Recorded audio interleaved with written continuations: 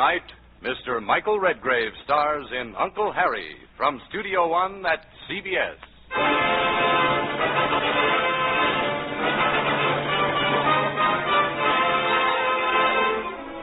Sooner or later, something's bound to happen, Letty. People who are forced to live together against their will are sure to hate each other. And there's bound to be trouble.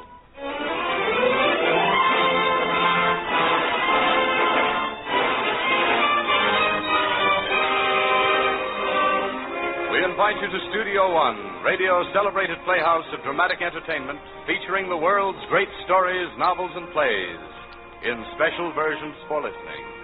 And now to introduce tonight's great story, here is the director of Studio One, Fletcher Markle. Tonight, ladies and gentlemen, a visit to a little English town of nearly 40 years ago, and the story of one of its citizens, a man who was known as Uncle Harry, a man who was not as ordinary nor as pleasant as he appeared to be.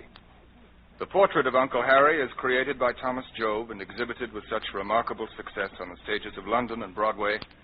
He's in a mood of quiet terror and polite violence, and it isn't easily forgotten. Tonight, to perform for you the title role, which he originated in its London production, we're fortunate to have with us Mr. Michael Redgrave, who is currently dividing his exciting performances between the Broadway stage, the motion picture studios of England and America, and happily enough, our own Studio One. And with Mr. Redgrave in tonight's cast, we have with us one of Broadway's most singularly talented actresses, an actress considerably experienced with the kind of sinister evening just ahead of us, having been, among other triumphs, the star of the memorable stage success, Angel Street, Miss Judith Evelyn. You'll be hearing Miss Evelyn as Letty, Uncle Harry's sister, with Brenda Forbes as Hester and Gertrude Warner as Lucy. Please to begin.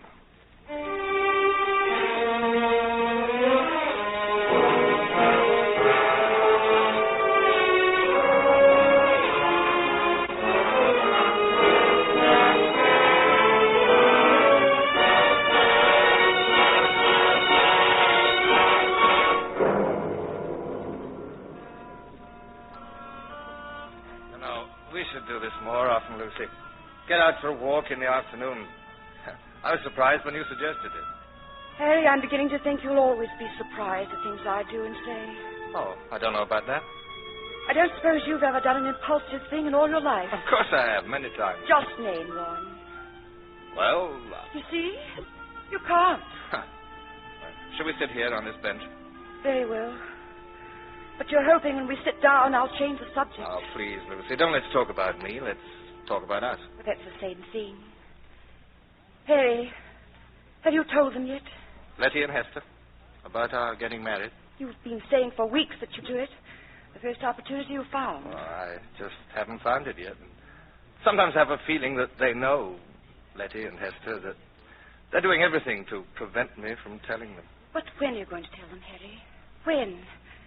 We've been going together for so long now. Oh, it's difficult, Lucy, because I realize how this will change my sisters' lives. They're so dependent on me, you know. I'm beginning to wonder, Harry, if it isn't you who's dependent on them. Well, of course I am, in a way. They're all the family I've got. Ever since I can remember, it was the three of us, Letty and Hester and me, and even before our parents died. We've always been so very close. But if we're ever going to get married, you've got to break away from them. Oh, I will. I wonder. Well, what do you mean by that? Do you have any idea that I won't? I don't know what you're going to do, Harry. And I don't know how much longer I can wait. Lucy, you don't mean that. You can't. Oh, I don't know what I mean. Well, I'd hate my sisters if they came between us. You never hated anybody. Not Uncle Harry. Lucy. You just call me Uncle Harry. Well, everyone else in town does. Yes, but not you. Not you. Well, it's a term of affection, isn't it? It's an insult, that's what it is. That's what they call me down at the Bluebell Tavern. It's their way of saying I'm too meek and too mild.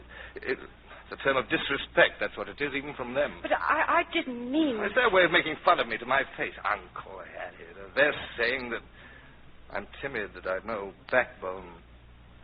Is that what you're saying, Lucy? I'm only saying that you've got to tell your sisters about us. You've got to, Harry.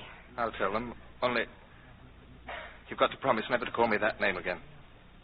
I hope there'll never be another occasion when I'll want to call you that. Oh, promise you'll never call me Uncle Harry again. I promise.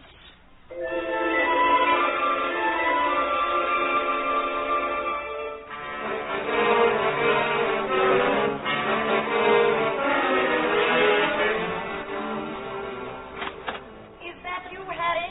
It's me, Hester. About time. How long do you suppose dinner can be kept waiting without spoiling? Never you mind her, Harry. Just take your time. It's all right, Letty.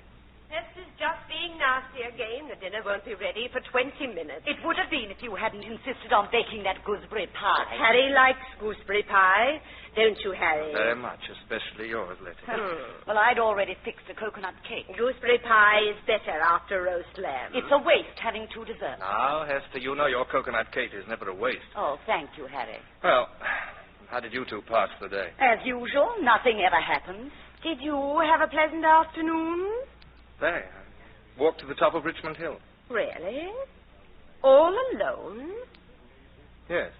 Lucy never did show up at the social committee meeting this afternoon. That's only to be expected. You should know. You can never depend on Lucy. Oh, I know that, but there are some people who don't. Can't you two let Lucy alone? Why, Harry?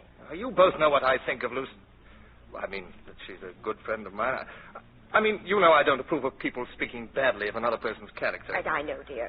Hester, I don't know why you always say things to upset Harry. I say things. Why, it was you. You know perfectly well how Harry feels about listening to gossip. Now, look here, Letty. You can't get away with it. Oh, I'm sorry, but I really would appreciate a little peace and quiet tonight. of course, Harry, dear. I'm sure Hester is very sorry about upsetting you. Aren't you, Hester? Letty, I will not let you. Nevertheless, I must admit that Hester has one very good reason for criticizing Lucy. And what is that? Why, the way the girl fawns on you in public, Harry, dear. It's a real disgrace. Oh, I'm sure you're both mistaken. Oh, no, we're not. You're just too good-natured to notice it, but you shouldn't allow it, Harry. Indeed, you should not. It gives the wrong impression. Why, only yesterday Mrs. Watson asked me when you and Lucy would be saying, I do. Well, I hope you stopped that rumor. Of course I did. It wouldn't surprise me one little bit, Harry, if Lucy were telling people that you've actually asked her to marry you. Well, what harm would there be if she were? What harm? You certainly don't want people getting the wrong idea, do you, Harry? Do you, Harry? No, of course not. But I'm very fond of Lucy. Fiddlestick. She's a very ordinary girl. No, Hester, she isn't. Oh, Harry, you just think the best of everyone. Well, it's a little more than that in this case. And what does that mean? Nothing. Nothing. You'd best be careful, Harry. Women like Lucy can corner a man before he knows it. When you're through. Oh, Nona. If you're done scratching it, Miss Lucy, you can come to dinner. No, don't you start things all over again. Sorry, Mr. Harry, but that kind of talk gets on my nerves and sets my tongue to snapping. I'm no saint like you. Can I put the soup on? Yes, please, Mother. Well, don't blame me if it gets cold now. Oh. Really, someone should put that woman in her proper place. Well, after 20 years. Some of these days, I'll give her notice. You'll do no such thing. I will if I want to. When my mother died, she said, Hester, you see to it that Nona never leaves my little family, and I will see to it. Your mother. Now, I suppose she wasn't my mother, too. Ladies, please. Oh. Shall we dine? Oh, Harry, you're so sweet. Really, Harry, I wouldn't stay in this house another day if it weren't my duty to care for you.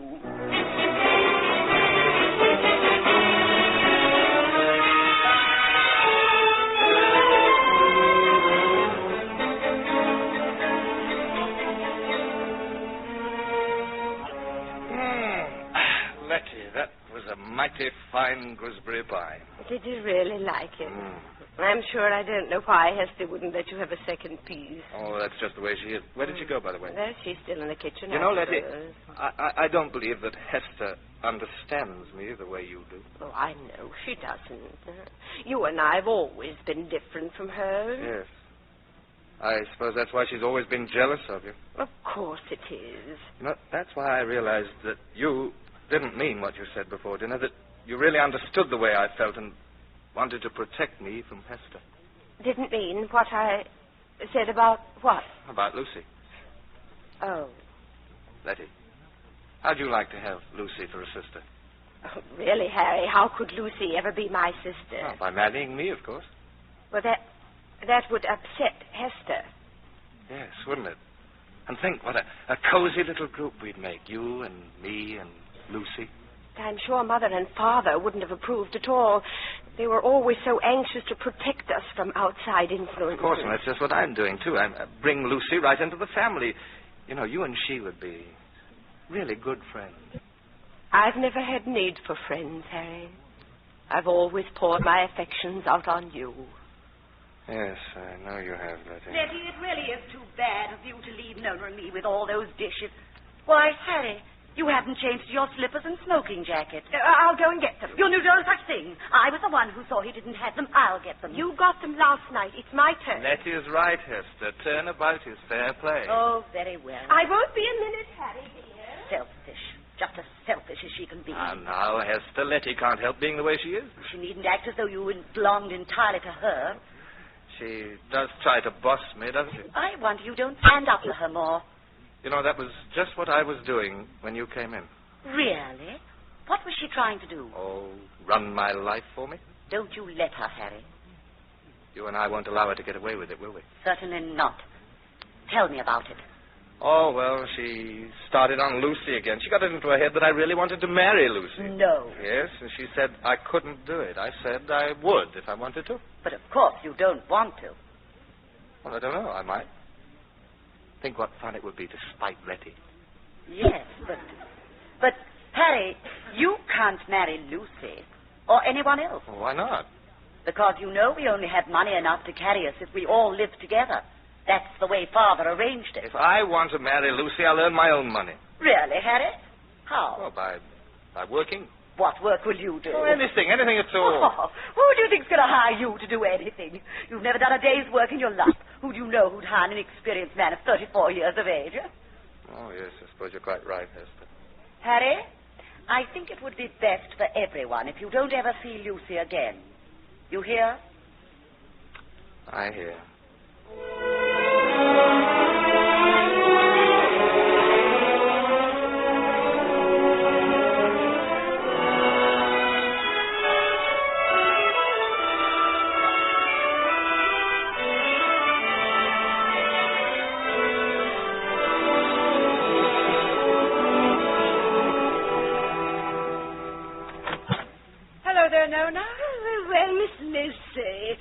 Long day and night since we've seen you around here. 6 months and 2 days, to be exact, Nona. Anyone home? Mr. Harry's out walking the dog. How is poor, weary Willie? Getting older and older. Who are you talking to out there, Nona? Oh, this'll hand him a shock. It's Miss Lucy. I've come to tell you something, Hester. May I come in? Of course. Come along. Hello, Hester. Letty? How are you, Lucy? Very well, thank you. I only stopped for a moment. I have something to tell you. Oh, really? What is it? I'm engaged. Don't what? I'm engaged. You know, I'm going to be married. Well, Lucy, you're a mighty lucky girl. Yes, aren't I? Imagine what a surprise this will be to Harry. A pleasant one. There's Harry now. That's his signal when he's forgotten his key. How quaint. Just a moment, Harry. I'm coming. I wonder what he'll say. What would he say? That's what I'm wondering. Oh, Harry. Oh, that dog. He's filthy. It's not really Willie's fault if the streets are muddy. Oh, give him to me. I'll take him out into the kitchen. Harry, come in here. We have a visitor. Oh, have we? Who is it? Come in and see. It's a surprise. Surprise, eh? You've got me quite excited. Lucy. Hello, Harry. Lucy's visit isn't her only surprise. She has news. Yes, and I don't know why you insist on holding on to that dog. He's so old, life's a burden to him. Don't you talk to me like that. Well, he'd be better off out of the way. Now, see here, If you don't mind, I'd like to hear Lucy's news. Oh, that. Oh, it's nothing. It's just that she's engaged. Yes, to be married. Isn't that nice? Did you come here specially to tell me that, Lucy? Well, I wanted you to know. She knew how interested we'd be. Hester, will you and Letty leave the room, please? What? I want you to leave the room. Well, Harry, you're being needlessly rude. Leave the room. Oh, very well. Come, Hester. And close the door. We won't listen. Never. Close the door, please. Oh. Did you come to gloat, Lucy? No, Harry. Only to clear the air. It didn't take you long. No, it didn't. Once you stopped seeing me and the first pain was over, I realized what a narrow escape I'd had. Oh, thank you. You know what I mean. What chance for happiness did we have? I was a fool to think it was possible, knowing what Hester and Letty are really like.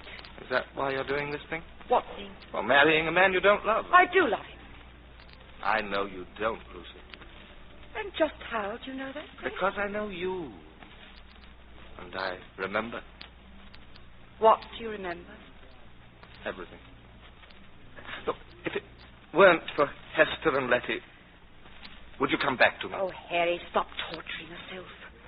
Hester and Letty are eternal. Oh, you think so? I know so. When does it happen? The wedding? In about a month. I won't be seeing you again, Harry. I do hope things straighten out for you. I think they will, Lucy. I'm happy you came today. It makes me quite certain that things will straighten out soon. Very soon.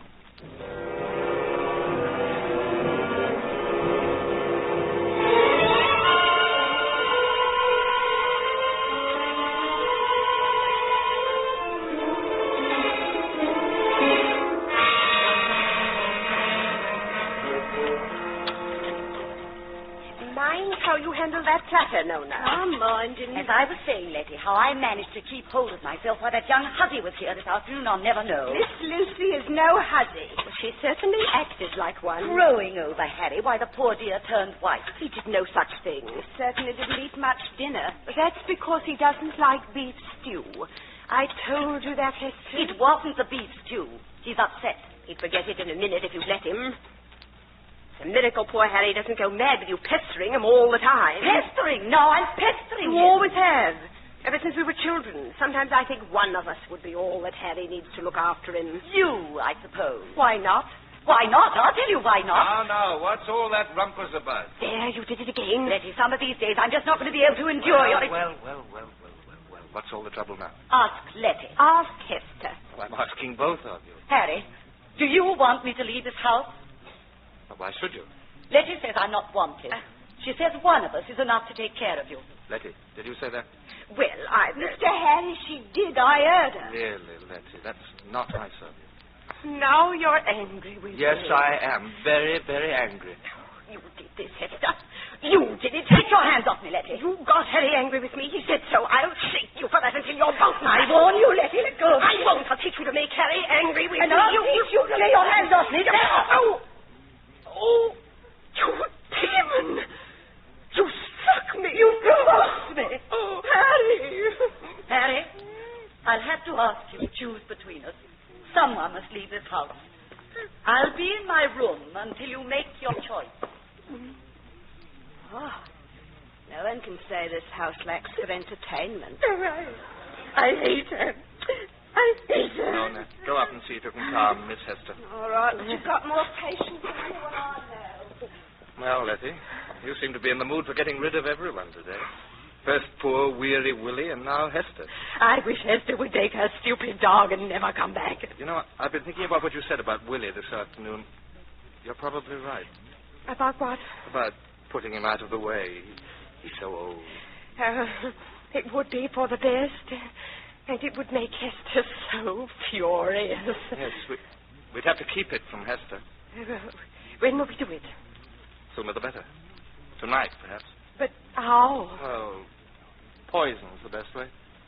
Hydroanic acid, I think. Will it hurt? Oh, not for long. Terrible. Well, I'd get the stuff myself, but I'm late for my appointment already. What appointment? Oh, you know, usual thing. Playing piano for the boys at the Bluebell Tavern. Look, why don't you take a walk and get it? Can you buy it just like that? Well, go to Ben's, the chemist. He'll let you have it. You'll have to sign for it, of course. Look, sign my name. I'll go this very minute. If you'll wait until I get my hat and coat, I'll walk down with you. Fear no more the heat of the sun or the furious winter's rages. Thou thy worldly task hast done, home art gone and ta'en thy wages. golden lads and girls all must, like chimney sweepers, come to dust. Oh, Mr. Harry, who are you talking to? Oh, I was just talking. Talking to myself, that's all. How's Hester? I just suppose you're really going to put one of them out, Mr. Harry? No, of course not. We'll patch it up somehow. You got more goodness in you than a man should have, Mr. Harry. When are you going to rear up and stop being a little martyr? When? Who knows? Maybe tonight? Yes, no. Maybe tonight.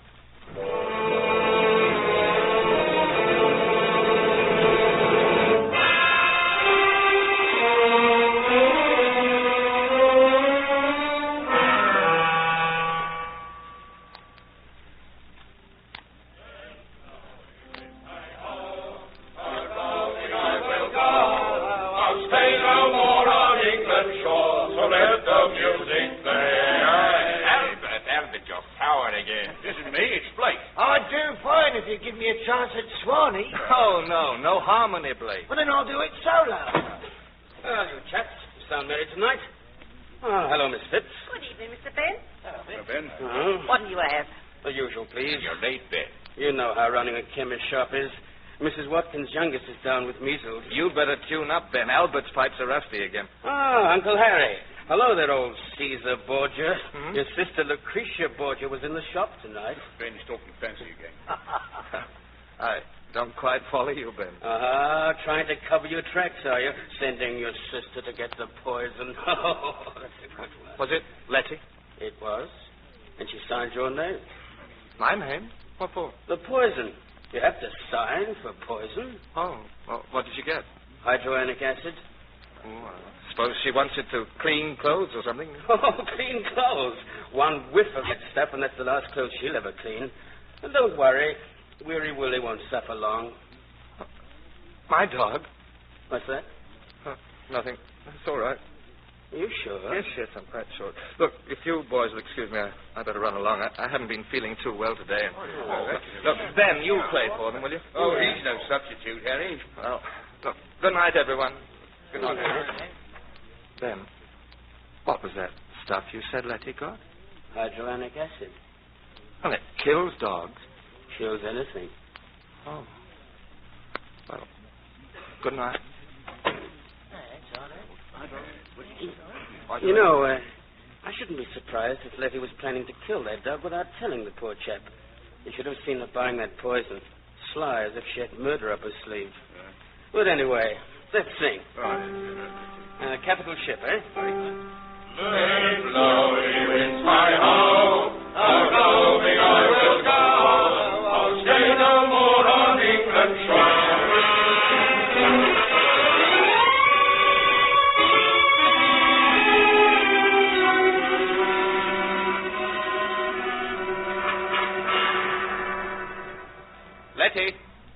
Letty, you home yet? In the living room. Singing break up early? No, I got to worrying about Weary Willie. You haven't changed your mind. I got the poison. Hester hasn't come down? No. Well, we don't have to do it tonight. We can wait for a day or two. All right. But what will I do with this poison? Ben says it's dangerous. Oh, better hide it. Look, tell you what, put it in that jar with the matches. I'm the only one ever uses that. Look, you'd better write a warning on the label. It has poison printed on it, large as life. No one ever notices a printed warning. Look, here's a red pencil. Write danger or don't touch on it. I write both. Danger. Don't touch. Fine. Now, drop it in the jar. That does it. Nona still us? Yes. I do wish she'd make up her mind about that Hubert Fuller. Engaged all these years. Yes, I know how Hubert must feel. There she is now. Chilled. Oh, chilled to the bone. Oh, we all are. Look, what about some hot cocoa, huh? Oh, lovely. I'll make it for you, Harry. Oh, you're very thoughtful, Letty. I like to do things for you. You know that. Nona, you keep Harry company. Very well. It's good to be home on a night like this. Nothing like an easy chair and a pipe to put a man at peace. Nona, would you mind handing me a match from that jar on the shelf next to you? I'm too comfortable to move. Of course. Oh, drat that jar. My hand gets caught in it every time. Oh, what's this? Yeah, some little bottle. Says danger, don't touch. What on earth have you got there? Oh, I couldn't tell you. It's a little bottle with Miss Letty's writing on it. Well, if it's Miss Letty's, we'll have to ask her what it is. Harry, will you come upstairs, please? How did Hester know I'd come home? She's got the ears of a cat, that one. Oh, I'd better go up and see what she wants, I suppose. Now, you put that bottle back where you found it. I will. A minute. Don't touch. Danger. Hydroanic acid. Whew. What's that, I wonder?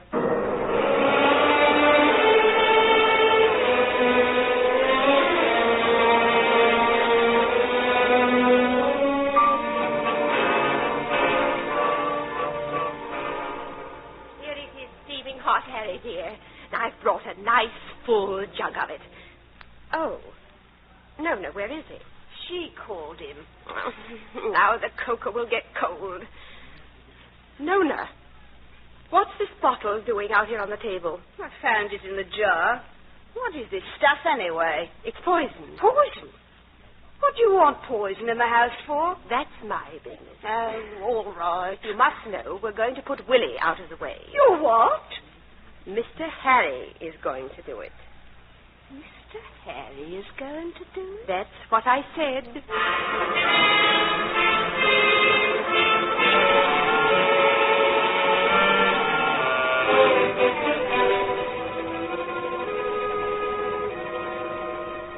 Well, there we are. Now she's quiet again. Did you forget, dear, that I was preparing cocoa for you? Not for a minute. Where is it? There, on the table. Oh, nice full jug. Letty, you know, I think Hester's sorry for the way she behaved tonight. I should think she would be. Don't tell me she wants to apologize. I think she might, if she was given the chance. Well, wonders never cease. Letty, why don't you give her the chance? I'm not stopping her. No, you know she'd never come to you. You don't expect me to go to her. No, not obviously, but you might take her up a cup of cocoa. No. Now, think what a good person it would make you, wouldn't it, Nona? I suppose. No, Harry, I won't. Oh, very well. I'll take her a cup myself. No, I'll take it. I knew you'd think it over. You're really such a forgiving person. Isn't she, Nona? If you say so. I pour out a nice steaming cup for you to take up, huh? No, I'll do it. No. This is an occasion I want to prepare for myself. Now, you two ladies sit right where you are. Let the gentleman do the work. Mr. Harry. Harry, for all your patching up our arguments, I sometimes think that Hester and I will only be at peace in our graves. Hester likes lots of sugar, doesn't she? Yes. Now, put enough in to make it nice and sweet. Some of these days there'll be a quarrel you won't be able to patch up, Harry. Oh, I don't really think so. Not after you make this generous gesture. But there's nothing generous about it. I'm taking it because if I didn't, you would. Now, Letty, you mustn't let the sun go down on your wrath. Here's the cocoa, nice and hot and sweet. Now, you take it up to Hester, Letty, and to seal the peace treaty.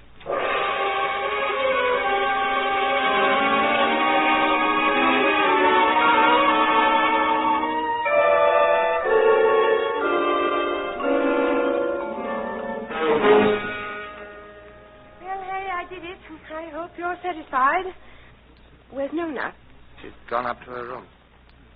Did Hester drink the cocoa? Not yet. Why not? Oh, she wants to finish the chapter she's reading. Well, it'll get cold. She only has one more page to read. Oh, this is cozy and peaceful, Harry. Just the two of us. Shall we have our cocoa now? I don't see why not. Shall I pour? Would you? Oh, that's sweet of you. Harry. Yes? Hester didn't apologize at all. In fact, she was very condescending. Never do anything like that for her again. You won't have to, Letty. Oh, Harry. You mean you've decided to send Hester away? In a manner of speaking, yes. Then it'll be just you and I. In a manner of speaking, yes. I suppose I really should be sorry for Hester now. But she's always asked for this sort of treatment. She's never really tried to understand us. Yeah. Understanding is very important, Letty. Of course it is. Now, what's the good of working your fingers to the bone for someone if you don't understand that person? Not that Hester ever works her fingers to the bone, but she always thinks she does. Poor Hester never knows how wonderful it is to be together. Like us. Yes, isn't it wonderful? What was that? That was Hester. I'd better go to her. Stay where you are. She must be ill. She may need... Hester needs nothing anymore. What's happened? Hester's dead, Letty. Dead? But how... This. The poison. The bottle's empty. It's emptied into the cocoa you gave her. You put it there? Yes. You murdered her. You'll be hanged. No, I don't think I'll be hanged. You, Harry. You of all people. Yes, I rather depend on that attitude. Oh, Mr. Harry. Mr. Harry, it's a sight no human eye can endure. She's dead. Miss Hester's dead, and it was no illness carried her off. Oh, Mr. Oh, don't be quiet, Nona. You, Miss Leffer. You and that poison, so that's why you got it. You tried to tell me it was Mr. Harry who wanted it. Oh, you were going to blame it on Mr. Harry. No. But I saw it all. I heard it all. I won't let you get away with putting it on poor Mr. Harry. You fiend. You murdered Miss Hester. No. You see, Letty, the way it is.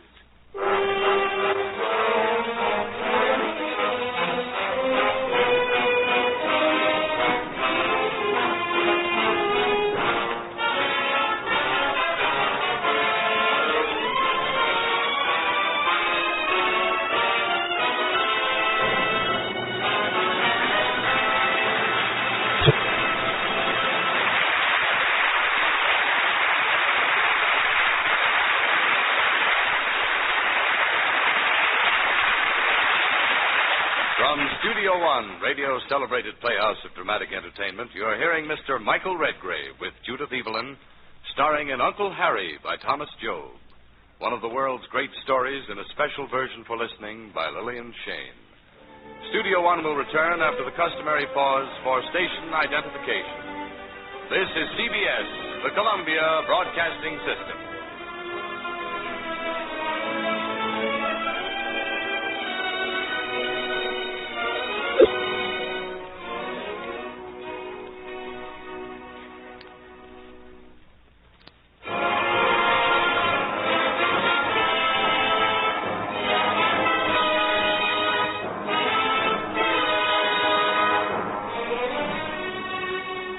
From Studio One, we continue tonight's full-hour dramatic entertainment. Michael Redgrave with Judith Evelyn in Fletcher Markle's production of Uncle Harry.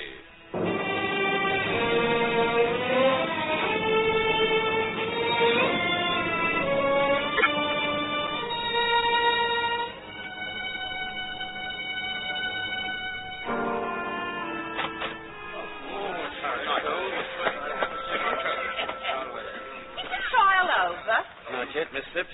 There's been a recess call. How does it look? Bad for Letty, if you can call it bad, seeing as how she's guilty as sin. Now, Blake, you can't say that. All the evidence isn't in. Evidence? How much evidence do you want? Why, she practically convicted herself out of her own mouth. She was flustered. An innocent person doesn't get flustered. That's not altogether true. Even so, you heard what Ben told them this morning. How'd it feel to be a witness, Mr. Ben? Well, I don't know. It's a terrible responsibility. But I had to tell how she'd bought that poison and signed Uncle Harry's name. That's what's got me so riled. How she's trying to put the blame on poor Uncle Harry. Maybe that's where the blame belongs. What? It's not impossible, you know. There's something more in this than meets the eye. Oh, rubbish. Oh, I don't know. I always felt there was something queer about Uncle Harry. He's too good to be true. I don't have much faith in him. I've known him for 14 years, and a man who's as good as he is for 14 years stays good to everlasting. Well, I've seen a lot of men come in here, and very free, some of them. But you never can tell for true what a man is thinking. Look what he sacrificed for those two women. I am looking. Perhaps he got tired of sacrificing. Even if you don't believe in him, you've got to believe in the facts. First, those two hated each other. Always did. Second, that girl no one approved. They had a real set to, including slapping on the day of the murder. Third, Letty said Hester would be better out of the way. Fourth, she buys the poison. And fifth, the poison was in the cocoa she took upstairs. Sounds all right. But I'm not quite easy. Oh, that's a woman for you. Unreasonable. Not logical. Then why is she saying it was Uncle Harry? Well, she's got to blame it on someone. Well, that's a terrible thing to blame on your own flesh and blood. There's some people, flesh and blood don't count when their own skin's in danger. It's more than that, Blake. Them three living together like that was never healthy. Family ties are a good thing, all right, so long as they're not tied too tight. When they are, they're likely to choke somebody. Some philosopher, Albert, eh? Oh, I don't know. Well, whatever else, I don't want to miss Uncle Harry when the prosecution questions him this afternoon. I wonder what he'll say. You try to clear her, of course. Maybe. Of course he will. I know Uncle Harry.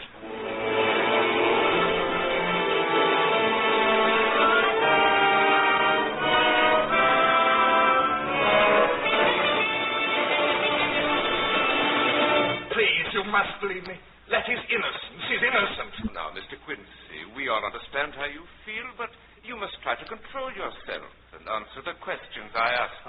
I'm sorry. Now, Mr. Quincy, you've heard the chemist, Mr. Blake, testify as to how your sister bought the poison. You heard your housekeeper testify that your two sisters had a violent quarrel the night of Hester's death. Oh, but there was nothing unusual. It didn't mean anything. They often quarreled so violently? No, I didn't mean that. What did you mean? I mean, it was all my fault. In what way was it your fault? Well, you see, Letty always wanted to do everything for me, and Hester wouldn't allow it. So that's why Miss Letty said that one of them would be enough to care for you. But that was only because she was angry at the moment. And she did say it. Well, she... Never mind, Mr. Quincy. You don't have to answer. Thank you. Now, when you learned at the Bluebell Tavern that Miss Letty had purchased a large dose of poison, why did you leave so hurriedly? I was tired, and Wasn't it because you were fearful that Miss Letty was planning some mischief? No. Wasn't that the reason you tried so desperately to make peace between them when you were home? Wasn't that why you persuaded Miss Letty to take Hester a cup of cocoa as a peace offering? No, I didn't have to persuade her. She wanted to take it. She was eager to. No, she wanted to. She was eager to.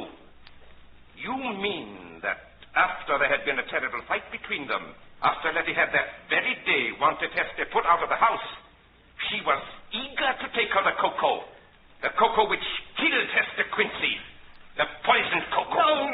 No, you've got me all mixed up. All I know is that Letty didn't kill Hester. She didn't. I tell you that if there's any justice in this world, I would be on trial. It's all my fault. It's all my fault.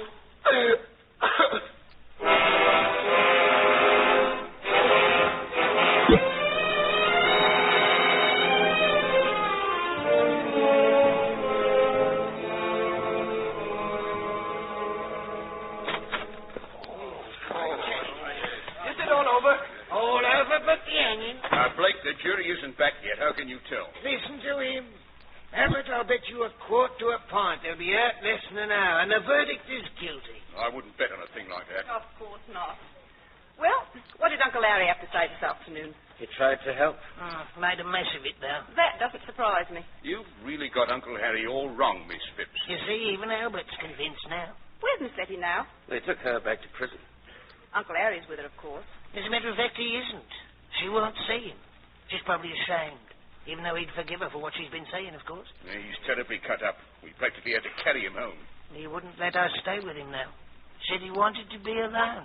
Wanted to be alone, eh? Well, that may be, but I'd give a lot to know what's going on right now in the mind of Uncle Harry.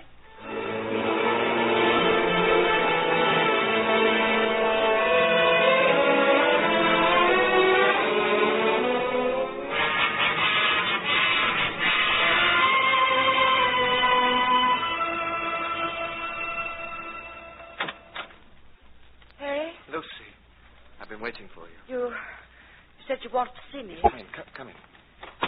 There's a fire burning in the front room. We can be nice and comfortable. I really can't stay long. Oh, nonsense. I put some tea on, too. Look, here, sit down. Harry, I'm terribly sorry all this has happened. It's been awful for you. Oh, I can stand it.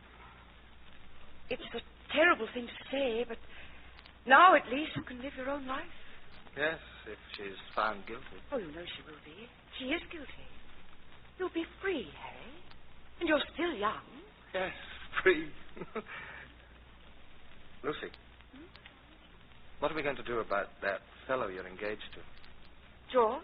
Oh, is that his name? Well, this is bound to be a blow to George. Oh, no, should it be? Oh, I'm sure he's pretty fond of you. Of course he is. Well, we'll just have to make him understand. Understand what? That you're mine, of course. What? Oh, I know it's too soon to talk about it, but, well, I can't bear the thought of his seeing you any longer. We'll have to tell him at once. Oh, Harry. Poor Uncle Harry. Don't call me that. I'm sorry. I'm not Uncle Harry. Not any longer, and I have you to thank for it, Lucy.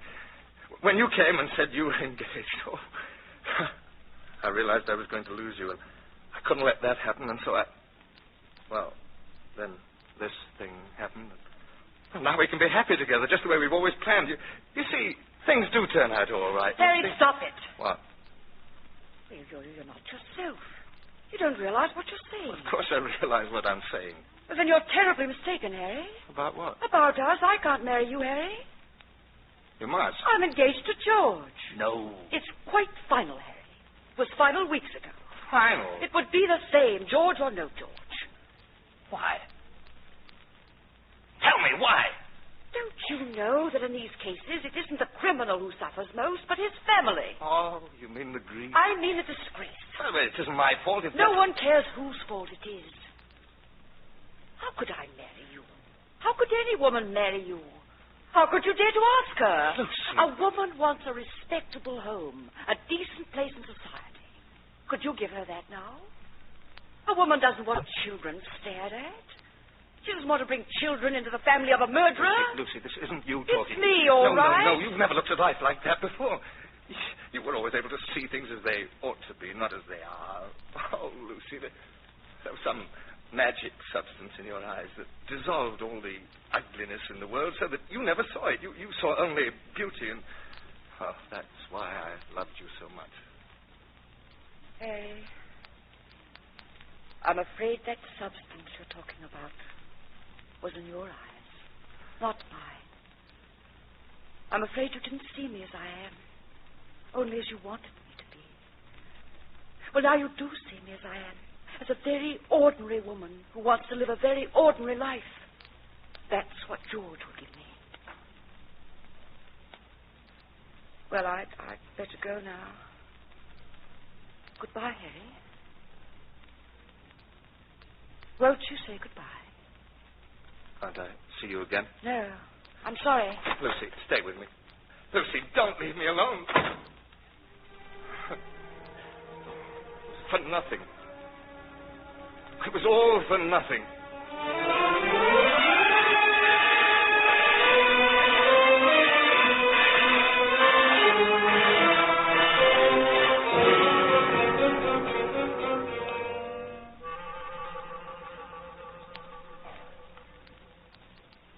Mr. Harry? Yes. The verdict's just in. Yes? Miss Letty's been found guilty. Guilty. Yes. And I've come to say goodbye to you, Mr. Harry. You're leaving? I have to. There's too many memories in this house. Too many terrible memories. No, Ned. You two want a respectable home and a decent place in society? What are you talking about, Mr. Harry? I was just talking, just talking. That's what I mean. It's the house that does it.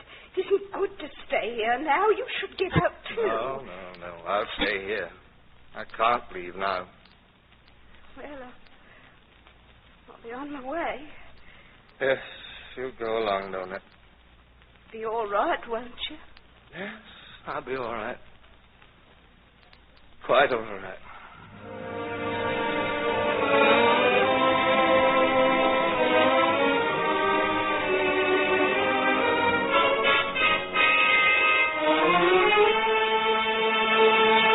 Inspector Halloran, I've come to tell you you've made a terrible mistake in the case of my sister. Yes, so you said all along. But I mean it this time. Didn't you mean it before? No, I was only pretending before. Inspector, I killed Hester. You did? Yes, and I can prove it. How? Well, you see, I was the one who told Letty to get the poison. She thought it was for the dog, and I told her to sign my name. Then I slipped it into the cocoa. It's quite simple. Yeah. Yes, that's what Letty claimed had happened. Don't you remember, Uncle Harry, that her story was proved false at the trial? Then the boys from the Bluebell Tavern. No, yes. They all proved you knew nothing about the poison. I planned it that way. I fooled them all. I meant for Letty to get the blame. But there's no reason for Letty to die now. Would you please arrange to have her released at once? Uncle Harry, why don't you go away until this whole business is over? But aren't you going to arrest me? Why? I've confessed. We don't arrest innocent people who confess to a crime in order to try to save a convicted murderer. But I'm not innocent, and she didn't murder. Uncle Harry, every time a killer is convicted, crackpots write or come to the police and try to confess. You think I'm a crackpot? I think you love your sister. I think you've been under a severe strain. And I think you ought to go home and get some rest.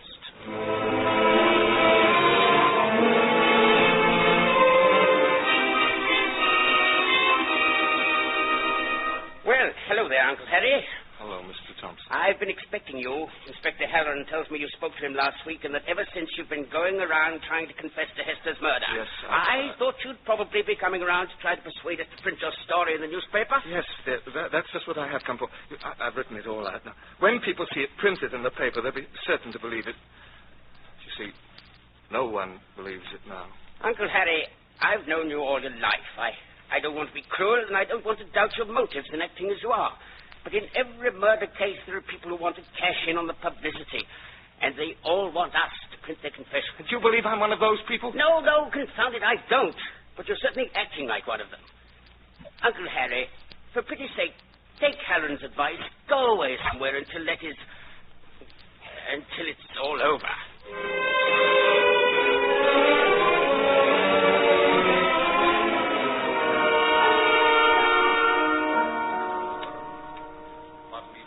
In the outer office says he has an appointment to see you. Says he's the brother of that woman who's going to the gallows in the morning. Oh, yes. I've been expecting him. Ask him to come in. You can come in now. Thank you. Are you the governor of this prison? I am. Oh, you know why I'm here, of course. I do, and I sympathize, Mr. Quincy, but I really must tell you. I'm prepared to have you disbelieve me. I planned it too perfectly. It's taken me all this time to find a way to break down my own perfect plan. But I found it at last. I can now prove that I killed Hester and that Letty is innocent. Mr. Quincy, all this is most unselfish of you and quite in keeping with what I've heard of your fine character. Nothing selfish about it, believe me. All I want to know is whether or not, if I convince you of Letty's innocence, you could postpone the... Well, I could arrange a stay of execution. Oh, then, sir, please, will you read this? Is this another confession, Mr. Quincy? It's a very special sort of confession. Now, read it, please. Right now? Yes, please. Well, read at least the first page, and the rest will look after itself. You know, I always believe in getting things down in black and white. Good Lord. Extraordinary. You can't argue with black and white, can you? Letty said, what was that? Myself, that was Hester. Now you're coming to the important part. Letty said she must be ill. She may need. Myself, Hester needs nothing anymore. Letty, what do you mean? Myself, Hester is dead. I emptied the poison into the cocoa you gave her. Letty, you murdered her. And I did. Here I gave her the little bottle. It was my hope that she would hold it until the servant found her with it. This she did. Thus I entangled my sister in a net of evidence from which escape was impossible. No hand could unspin the painstaking lies I had drawn about her. Only the reputation of a lifetime. You realize, sir, the implication of those last remarks? Oh, it's astonishing. Why are you confessing all this? Oh, there's no longer any reason why I should live. You're not doing this to save your sister. There's no point in Letty dying anymore. How long will it take before you release us? I suppose there will be a few formalities. Mr. Quincy, I think you'd better get along. Look, why don't you arrest me? I've confessed. It doesn't hold water, my good man. Of course it does. I killed my sister, Hester, and I involved Letty. That's clear enough. We respect your attempt, Mr. Quincy. We honestly do. But there's nothing I can do with this. Letty and I are the only ones in the world who know what we said to one another at that moment. Now, look, if Letty is able to duplicate that conversation as I've written it there, it will mean that it actually took place, wouldn't it? Well, now... Well, of course, that's what it would mean, man. What else could it mean? You want me to test her to see if she remembers all Oh, this? she'll remember it. Neither of us will ever forget it. Oh, the whole thing's impossible. Well, need I remind you, sir, that the world is full of impossibilities. Surely you can lose nothing by trying, and it lies in your power to correct a terrible injustice. Well, I'm not at all sure I'm doing your sister a kindness in confronting her with you. She's refused to see you since her conviction. Well, why shouldn't she after what I've done to her? And Letty never forgives a wrong. But she's human. She doesn't want to die. She'll be willing to see me now. Well, I hope this is the right thing. Oh, it is, sir. It is. Yes, sir. Bring in the prisoner from the condemned cell. Yes, sir. Now, you understand it isn't settled yet. Yes, but it will be. Oh, I wonder, sir, if you know what it feels like for a man to find himself after 34 years of being lost. No, of course you don't. How many men have been lost to themselves as I've been lost? And to how many men of those lost men has it been given to find themselves as I have now? Mr. Quincy... You think it's strange that I consider myself found now that I face death? Well, that, sir, is because you don't really understand the mind of a murderer. You see, it's very important to a murderer that he be punished. Otherwise, he's deprived of the proper end that crowns his deed and gives meaning to his work of art. Work of art? Oh, yes. Haven't you read the book called Murder as a Fine Art? It was written by Thomas de Quincey. It's quite a coincidence. My name is Quincy, too, isn't it? Well, de Quincey says that murder can be a fine art, and that when the murderer takes and makes no attempt to be ingenious, well, an artist, never invents. He merely arranges that which exists into a new pattern. So being an artist, I want to complete my masterpiece, and for that, I must be punished. You see? Yes, what is it? Miss Quincy is here. Oh, send her in. Tell me, sir, how does she look? Then it'll be a shock to you. Yes, this waiting must be the dreadful part of the real punishment. It's told on her more than most. Yes? Letty, I warned you. You wanted to see me, sir? Yes, come in. Sit down. May I sit in that armchair? It looks so comfortable. Of course. And might I have an armchair in my room tonight? I believe I may have anything I ask for on this last night. There isn't going to be any last night for you, Letty. Please, sir, you shouldn't have made me look at this man. Send him away. He's wicked beyond belief. We'll only be a moment, Miss Quincy. You claim during your trial that your brother committed the murder of which you stand condemned. Yes. Do you still make that claim? Yes, but what difference does it make? Now he agrees with you. What? I've been telling them since the trial that I did it, Letty. You're cleared. Oh. Well, not quite clear. Letty, all you have to do is to repeat, word for word, the conversation you and I had after you gave Hester the cocoa. You say you killed Hester? Yes. Sir, I'd like to speak to this man alone. Now, Miss Quincy... I must, please. All this is most irregular. Very well, I'll give you 5 minutes. That will be plenty. Well, Harry, what are you up to now? I'm trying to save your life. Why? Well, why do you suppose? It can't be your conscience. Why not? Because you haven't one. What is it, Harry? Is it lonesome at home these days? Oh, just a bit. With Nona gone. So, everyone has deserted the sinking ship. I'm told Lucy married George last week. Yes. You did all this for her, didn't you, Harry? Oh, what's the difference? I don't care about it now. So that's it. Just as selfish as you ever were, Harry? Selfish? Yes, selfish. I've had time to see through you these past weeks, Harry. I've recalled how you always gave away your toys when they were broken, and how noble and generous you acted about doing it. Now you've broken your life, and you want to give that away.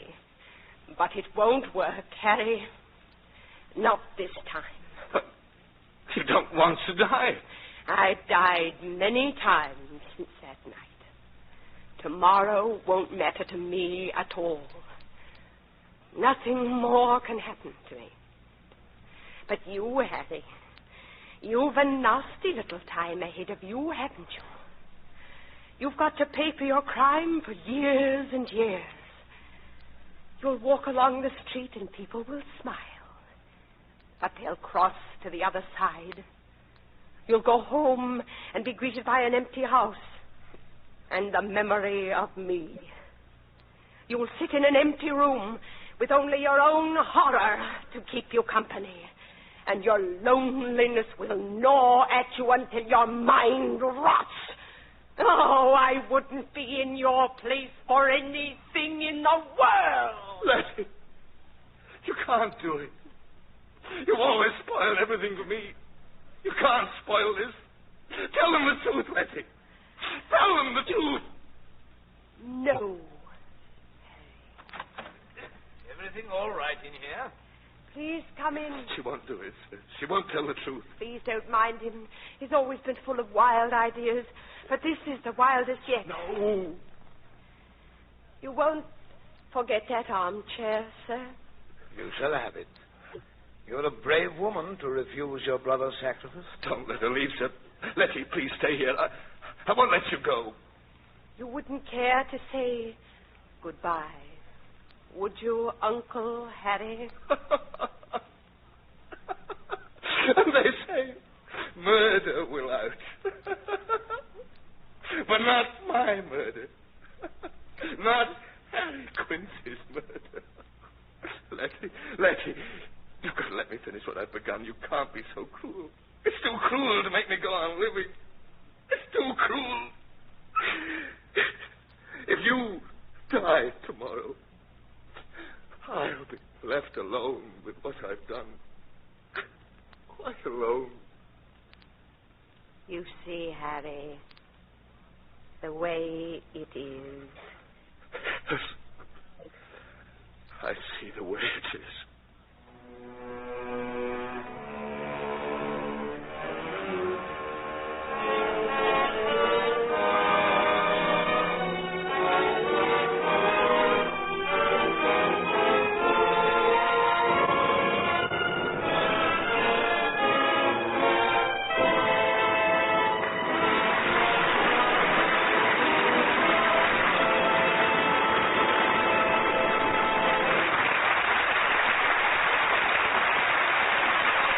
From Studio One at CBS, you have just heard Mr. Michael Redgrave with Judith Evelyn, starring in Fletcher Markle's production of Uncle Harry by Thomas Job. Another of the world's great stories from radio's celebrated playhouse of dramatic entertainment. Tonight's script was prepared by Lillian Shane, and the original music was composed and conducted by Alexander Semler. Now again, Mr. Markle. May a producer identify the principals in our cast tonight? In the foreground, Uncle Harry was played, of course, by Mr. Redgrave. Letty Quincy. Was played by Miss Evelyn. Hester. Was Brenda Forbes. Lucy. Was Gertrude Warner. Miss Phipps. Was Molly Ballantyne. The prison governor was Everett Sloane. Miriam Wolfe played Nona. The gentlemen of the ensemble in the Bluebell Tavern were Robert Dryden, Hedley Rennie, Gregory Morton, John Stanley, and Louis Quinn. Michael Redgrave may currently be seen on the screen in the J. Arthur Rank production, The Smugglers. Next week from Studio One, an original play for radio. It's called Sometime Every Summertime. And our visiting star is one of your great favorites of both Broadway and Hollywood, Mr. Burgess Meredith. We hope you'll be with us. Now, until next week, until Sometime Every Summertime with Burgess Meredith, this is Fletcher Markle with a good night, and thank you from all of us in Studio One.